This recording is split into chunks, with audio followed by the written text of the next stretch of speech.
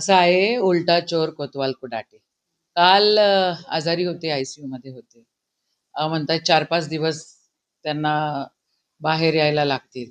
डॉक्टरांचं ट्रीटमेंट काय, एन्जिओग्राफी काय आहे, त्याच्यामधनं काही स्टेटमेंट नाही. कम्युनिकेशन पाहिजे की नाही पाहिजे? आणि जर तुम्ही तयार असाल, चला या फील्डमध्ये, चला या लवकर. उद्या या आणि सुरुवात करा. 4-5 दिवस राहिलेले इलेक्शनला. या, निघा बाहेर. कशासाठी नाटकं करताय हॉस्पिटलमध्ये हे करायची? म्हणजे हे सगळे स्टेटमेंट भाजपला कसा फायदा होईल असे त्यांचे स्टेटमेंट्स आहेत. आणि हे काय न पटण्यासारखी गोष्ट आहे, चीड येण्यासारखी गोष्ट आहे.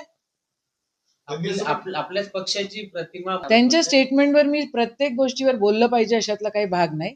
त्यांची काय आहे कुवत हे आता सगळेजण बघतायत. त्यांच्यात दम असेल तर त्यांनी तयारीपूर्वक यावं आणि निवडणूक त्या ठिकाणी लढवावी. निघा बाहेर, निघा बाहेर, हॉस्पिटलमधनं बाहेर निघा आणि या, चला. डिजिटलच्या मार्फत प्रचार असतो का? प्रचार असतो का? इथं बालिशपणा आहे ना. कसलं डिजिटल? व्यक्तिगत आम्ही त्यांना 77 आमचे जे उमेदवार होते काँग्रेसचे, त्यांच्यासोबत भेट घालून दिलेली होती. स्थानिक उमेदवारावर त्या ठिकाणी जो काही रोष होता तो आहेच. आणि आम्ही त्यांना पूर्णपणे सगळेजण, जिल्हाध्यक्ष असो, शहरचे अध्यक्ष असो, विरोधी पक्ष नेता असो महानगरपालिकेचे, आम्ही सगळेजण मिळून त्यांना हिंमत देत होतो. एकाएकी माणूस गायब होते, कधी सुनील दादांवर आरोप करते, मला फोन लावते, कधी काय करते. दिस इज नॉट डन. तुम्हाला जर निवडणूक लढायची असेल, चला बाहेर निघा आणि या इथं अमरावतीला.